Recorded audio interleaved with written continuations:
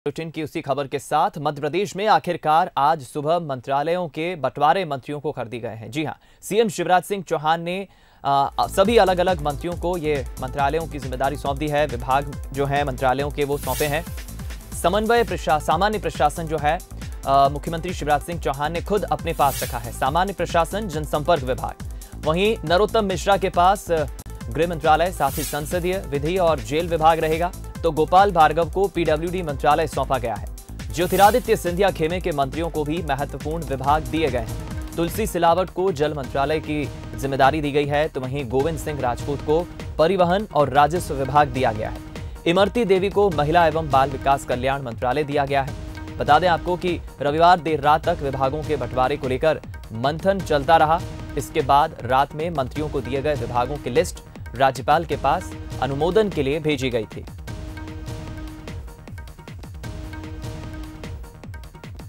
हम रुक करेंगे इस वक्त। वासु चौरे हमारे संवाददाता हमारे साथ लाइव जुड़ गए हैं और वासु के साथ प्रद्युम्न सिंह तोमर जो कैबिनेट मंत्री हैं ऊर्जा विभाग जिन्हें मिला है।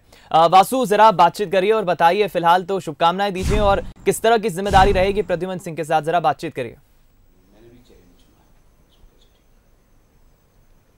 बिल्कुल दीपक, देखिए हमारे साथ मध्य प्रदेश के नए ऊर्जा मंत्री प्रद्युम्न तोमर जी मौजूद हैं। एक बड़ी जिम्मेदारी उन्हें दी गई है। ऊर्जा विभाग वो विभाग है जो सीधा जनता से जुड़ा हुआ होता है, किसानों से जुड़ा हुआ होता है, चूंकि सिंचाई के लिए और तमाम सारे कामों के लिए ऊर्जा विद्युत की बेहद आवश्यकता होती है। तो प्रद्युम्न तोमर जी हमारे साथ हैं और विभाग की जिम्मेदारी मिलते ही उन्होंने अधिकारियों से चर्चा शुरू कर दी है, उन्हें जरूरी दिशा निर्देश देना शुरू कर दिए हैं। सर, बड़ी जिम्मेदारी नहीं, मैं आपसे भी बात करूंगा थोड़ी देर से, अभी मैं लगाता हूं आपको। सर, बड़ी जिम्मेदारी ऊर्जा विभाग की, सीधे जनता से जुड़ा हुआ ये विभाग है। देखिए, मुझे जो जवाबदारी संगठन ने, प्रदेश के यशस्वी मुख्यमंत्री माननीय शिवराज सिंह जी ने दी है, मैं संगठन और मुख्यमंत्री जी की जो मंशा है कि उस अंतिम पंक्ति के अंतिम व्यक्ति को के घर भी उजाला हो, यही सोच हमारे पंडित दीनदयाल उपाध्याय जी का है। यही सारी भावनाओं को ध्यान में रखते हुए ये जनसेवक जनता की सेवा करेगा। सर, दोहरी जिम्मेदारी, एक तो बड़ा विभाग आपके पास से सीधे जनता से जुड़ा हुआ है और अभी उपचुनाव भी होने हैं, तो किस तरीके से आने वाले समय की पूरी रूपरेखा होगी? देखिए, सबसे पहले अभी हम कोरोना वायरस एक महामारी से जूझ रहे हैं, तो पहली प्राथमिकता हमारी सरकार की, हमारा सत्ता सिर्फ समाज सेवा के लिए, लोगों की सेवा का एक साधन है। उपचुनाव आएगा, उसको भी फेस करेंगे, और जब उपचुनाव को लेके अपन ये चिंतन क्यों करें उपचुनाव में जाना है? भाई, अगर जनता के बीच हमने सेवा की है, सेवक हैं, तो निश्चित रूप से लोग प्रसाद देते हैं। सर, पहले तो मंत्रिमंडल के विस्तार में काफ़ी समय लगा, फिर विभागों के बंटवारे को लेकर हमने देखा लंबा इंतजार करना पड़ा। क्या कुछ वजह रही इस पूरे दौरान इतना समय लगा? सर, कोई वजह नहीं है, ये तो सिर्फ विपक्ष के पास कोई सोच नहीं है। नकारात्मक सोच के साथ कोई भी बात को कुछ भी कहना, इस संबंध में ज़्यादा कुछ नहीं कहना चाहता। ये प्रदेश विकास का जो पहिया 15 महीनों में रुक गया था, वो चल पड़ा है। सर, आपके पुराने साथी अब आपके खिलाफ चुनावी मैदान में होंगे और आप चूंकि मंत्री भी हैं, तो ऐसे में जनता के साथ खड़ा होना और फिर उपचुनाव में भी अपनी दावेदारी पेश करना, किस तरीके से सभी समीकरण आप मैनेज करने वाले हैं? देखिए, मैं आपसे फिर कह देना चाहता हूँ, जनता जनार्दन सब जानती है इन 15 महीनों में क्या हुआ था। जिन ग्वालियर चंबल संभाग में जिन 16 सीटों में चुनाव होने जा रहा है, कभी प्रदेश के मुख्यमंत्री जी ने वहां पे सिर्फ चुनावी सभा के अलावा कभी गए? एक दिन बताएं, 1 रुपए की कोई नई योजना दी, उसका नाम बताएं। ग्वालियर के अस्पतालों में जेएच में बाईपास सर्जरी के लिए 2 करोड़ रुपए चाहिए, नहीं मिला। 1500 करोड़ रुपए दूसरे दिन छिंदवाड़ा को मिलता है। छिंदवाड़ा के विकास का मैं विरोधी नहीं हूँ, विकास होना चाहिए, पर परिवार का मुखिया का ही होता है। यह शरीर का, तो ये शरीर में भोजन जाता है, सभी अंगों को बराबर उससे ऊर्जा मिलती है।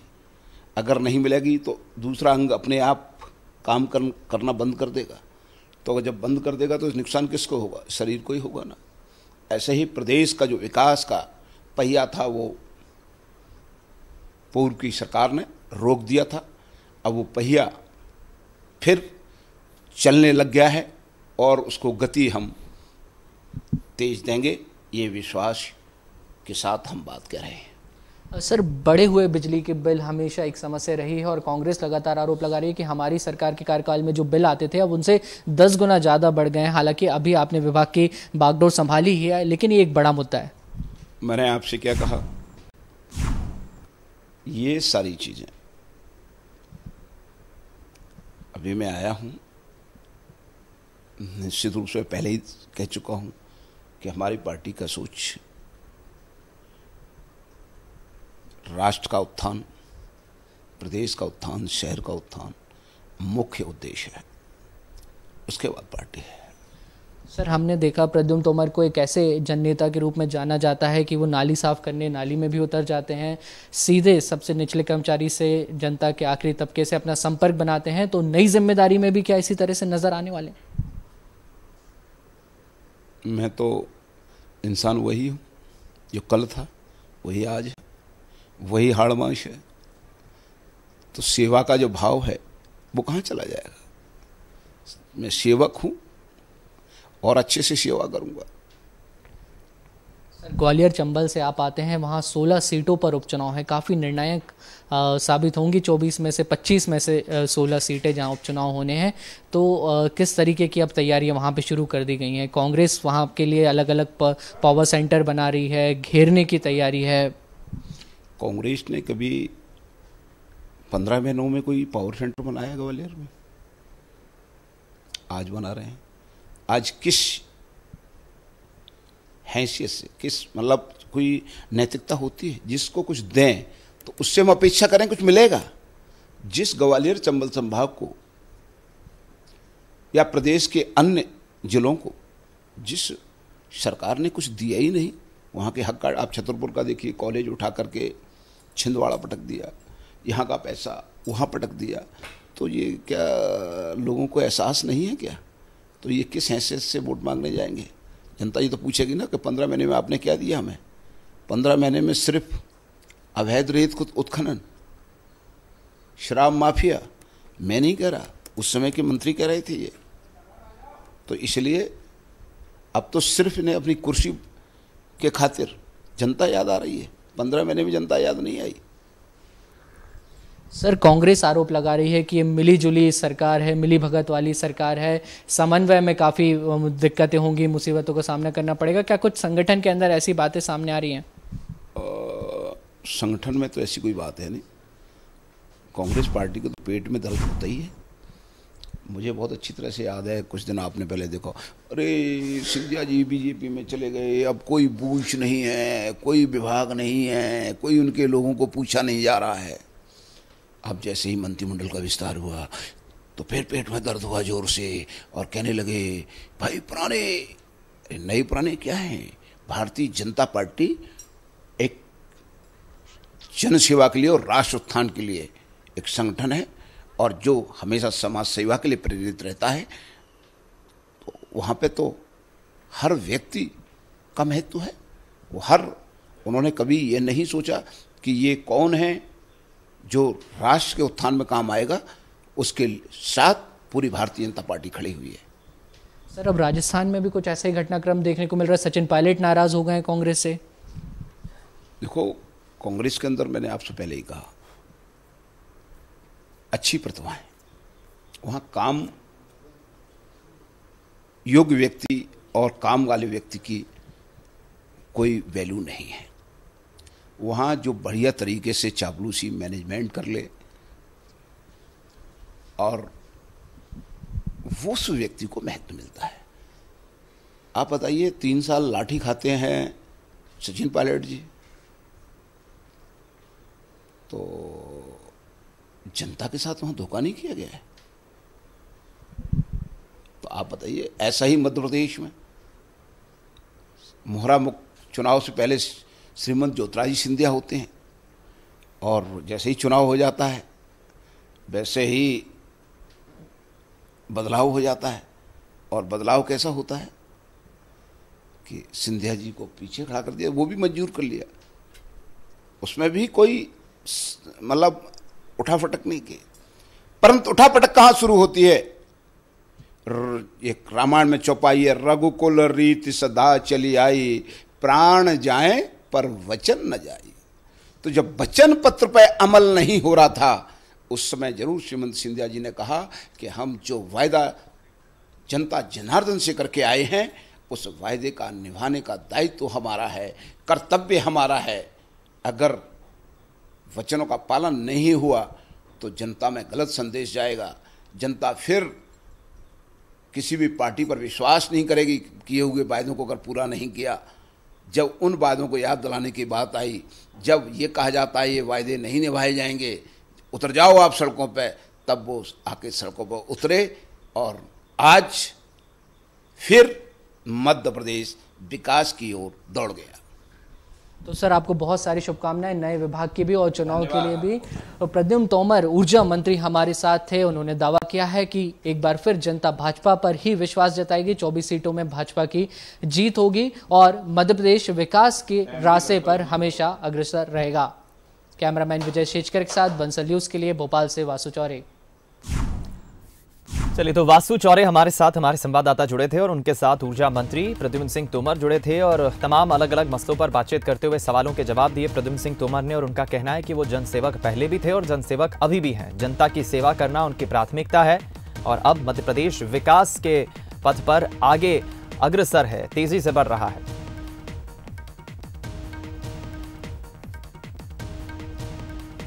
और इधर चलिए बात करें कुछ अन्य मंत्रियों की जिन्हें जिम्मेदारी मिल चुकी है। विभागों का बंटवारा हो चुका है। सुरेश धाकड़ लोक निर्माण विभाग राज्य मंत्री के तौर पर, वहीं राज्य मंत्री के तौर पर ओपीएस भदौरिया नगरीय विकास एवं आवास मंत्री रहेंगे, क्योंकि 8 राज्य मंत्री बनाए गए हैं और इन 8 राज्य मंत्रियों में अलग अलग नाम जो सामने आए हैं उनमें जो जिम्मेदारी सौंपी गई है 8 राज्य मंत्रियों की, तो उसमें आप देखिए श्री भारत सिंह कुशवाहा जो कि उद्यानिकी खाद्य प्रसंस्करण, इधर इंदर सिंह परमार जिन्हें राज्य मंत्री के तौर पर स्कूल शिक्षा स्वतंत्र प्रभार सामान्य प्रशासन दिया गया है। वहीं रामखेलावन पटेल की बात करें तो राज्य मंत्री के तौर पर वो पिछड़ा एवं अल्पसंख्यक कल्याण स्वतंत्र प्रभार देखेंगे। और इधर सिंधिया खेमे के जो मंत्री बनाए गए हैं उन्हें जो विभाग दिए गए हैं उनमें कुछ महत्वपूर्ण विभाग, चाहे महेंद्र सिंह सिसोदिया की बात करें, प्रद्युम्न सिंह तोमर की बात करें, इमरती देवी की बात करें, गोविंद सिंह राजपूत, तुलसी सिलावट, ये सभी सिंधिया खेमे के हैं।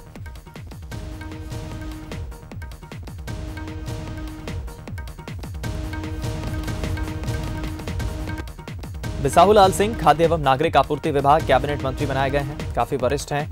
इसके अलावा इंदल सिंह कंसाना कांग्रेस छोड़कर बीजेपी में आए, लोक स्वास्थ्य यांत्रिकी पीएचई विभाग जो है। इधर हरदीप सिंह डंग नवीन एवं नवकरणीय ऊर्जा पर्यावरण विभाग जो है दिया गया है।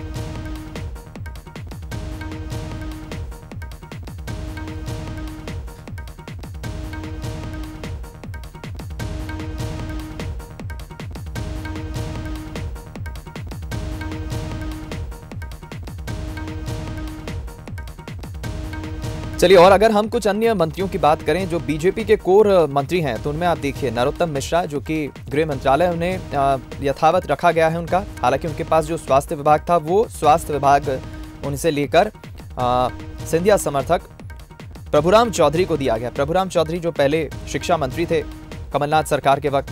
विजय शाह की बात करें तो वन मंत्री उन्हें बनाया गया है, वन विभाग दिया गया है, हालांकि 2008 में वो पहले भी वन मंत्रालय संभाल चुके हैं। जगदीश देवड़ा की बात करें तो वाणिज्यिक कर, वित्त योजना, आर्थिक एवं सांख्यिकी हमारे साथ जो हैं अब नई जिम्मेदारी संभालते ये मंत्री के तौर पर नजर आएंगे। वहीं बिसाहुलाल सिंह खाद्य नागरिक आपूर्ति उपभोक्ता संरक्षण। डॉक्टर मोहन यादव को उच्च शिक्षा विभाग दिया गया है। वहीं राजवर्धन सिंह दत्तीगांव उन्हें औद्योगिक नीति एवं निवेश प्रोत्साहन।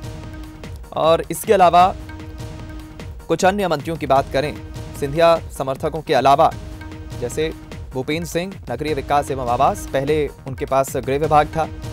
इसके अलावा यशोधरा राजे सिंधिया की बात करें तो खेल एवं युवा कल्याण, तकनीकी शिक्षा, कौशल विकास और रोजगार यशोधरा राजे सिंधिया के पास रहेगा। मीना सिंह मांडवे जो कि आदिम जाति कल्याण, अनुसूचित जाति कल्याण विभाग देखेंगे, हालांकि पहले से ही उनके पास ये विभाग है।